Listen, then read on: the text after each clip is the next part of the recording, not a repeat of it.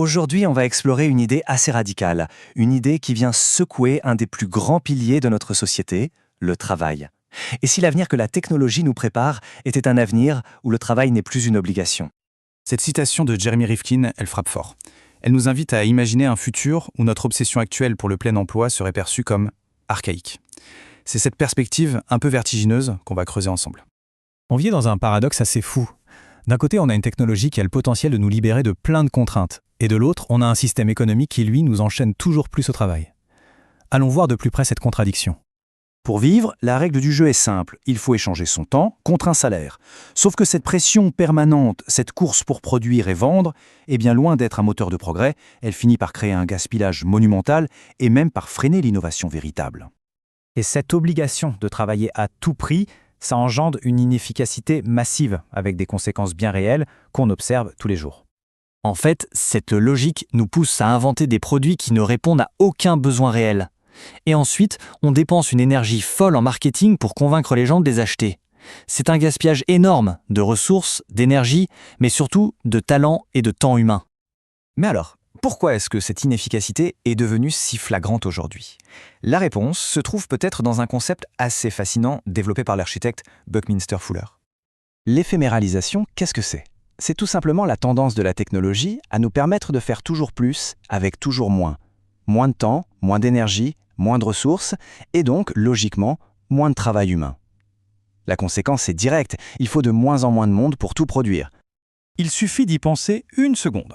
Imaginez les scribes du Moyen-Âge passant des semaines à recopier un seul livre. Maintenant, comparez ça à une imprimante moderne. Ou alors le temps qu'il fallait pour qu'une lettre arrive par la poste face à l'instantanéité d'un email. Le gain d'efficacité est juste colossal. Avant, le travail, c'était une question de survie directe. Chaque tâche, que ce soit dans les champs ou à la maison, demandait un effort physique constant de la part de tout le monde.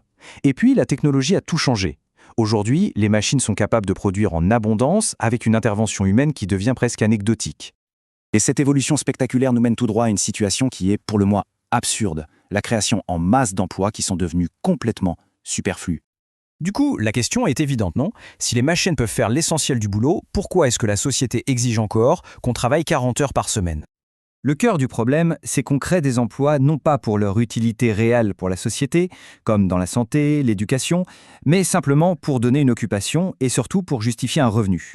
On maintient artificiellement en vie des boulots que la technologie a déjà rendus obsolètes.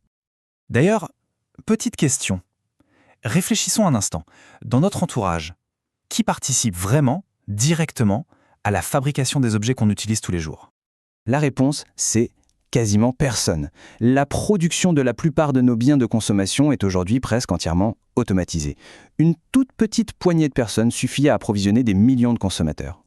La logique est assez implacable. Puisque la production des choses essentielles est déjà assurée par les machines et qu'il faut quand même que tout le monde travaille pour vivre, eh bien beaucoup de gens se retrouvent à devoir inventer des produits ou des services, disons, à l'utilité discutable. Comme par exemple des teintures pour chiens, ou bien des coques d'iPhone incrustées de diamants, ou encore des pistolets pour projeter du champagne. Tant que quelqu'un est prêt à payer, la production d'idées de ce genre peut être infinie. Pas parce qu'elles sont utiles, non, mais juste parce qu'elles permettent de justifier un salaire. Alors, face à cette absurdité, est-ce qu'une autre voie est possible? Et si la solution était de repenser complètement notre rapport aux biens de première nécessité? L'idée est la suivante, sortir les biens essentiels de la logique du marché. Dans ce qui est appelé une économie basée sur les ressources, la nourriture, le logement, l'énergie, tout ça serait fourni gratuitement, à tout le monde, un peu comme un service public. À partir de là, le besoin de travailler juste pour survivre disparaîtrait. Bien sûr, c'est l'objection numéro 1, et elle est légitime. Si tout est accessible gratuitement, qu'est-ce qui motiverait les gens à se lever le matin pour contribuer à la société? Pour y répondre, il faut d'abord accepter une réalité. La technologie va inévitablement remplacer la majorité du travail humain. Plutôt que de nager à contre-courant, ce nouveau modèle propose de construire la société sur cette réalité. Et ça nous amène à la question fondamentale pour notre avenir. Si on est libéré de l'obligation de travailler pour survivre, comment est-ce qu'on définit la richesse? Peut-être qu'elle ne se mesurera plus en biens matériels, mais en créativité, en liens sociaux et tout simplement en temps. En temps consacré à faire ce qui compte vraiment pour nous.